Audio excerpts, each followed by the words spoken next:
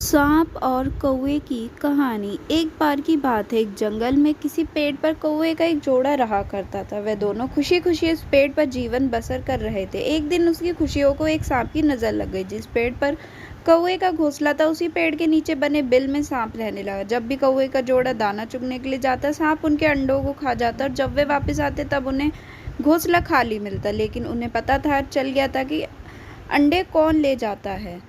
इस प्रकार से कई दिन निकल गए। एक दिन कौवे का जोड़ा दाना चुगने कर जल्दी आ गया तो उन्होंने देखा कि उनके अंडों को बिल में रहने वाला एक सांप खा रहा है। इसके बाद उन्होंने पेड़ पर किसी ऊंचे स्थान पर छुपकर अपना घोंसला बना लिया। सांप ने देखा कि कौवे का जोड़ा पहले वाले स्थान को छोड़कर चला गया, लेकिन शाम होते ही दोनों वापस पेड़ पर आ जाते हैं। इस प्रकार कई दिन निकल गए। कौवे ने अंडों में से बच्चे निकल आए, वे बड़े होने लगे। एक दिन सांप को उनके नए घोंसले का पता चल गया। वह कौवे के जाने के बाद इंतजार करने लगा कि जैसे कौवा घोंसला छोड़कर जाएगा, सांप उनके घोंसले की ओर बढ़ने लगेगा। लेकिन किसी कारण कौवे का घोंसला जोड़ा वापस पेड़ की ओर लौटने लगा। उनके दूर पहुंचते ही सांप को उनके घोंसले की ओर जाता देख वह पहुंचकर अपने बच्चों की पेड़ की ओर पर छुपा दिया।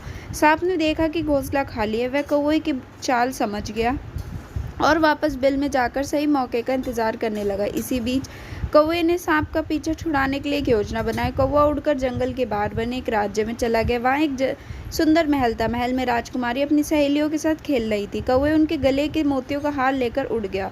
सभी ने शोर मचाया तो पहरेदार हार लेने के लिए कौवे का पीछा करने लगा। कौवे ने जंगल में पहुंचकर हार को सांप के बिल में डाल दिया। जैसे पीछे कर रहे सैनिकों ने देख लिया। जैसे ही सैनिकों ने हार निकालने के लिए बिल में हाथ डाला तो सांप फुफक कर बाहर निकल गया। सांप को देखते ही सैनिकों ने तलवार और उन पर हमला कर दिया, जिससे सांप घायल हो गया और उसकी जान बच गई। सांप के जाने के बाद कौवा और उसका परिवार खुशी खुशी रहने लगा।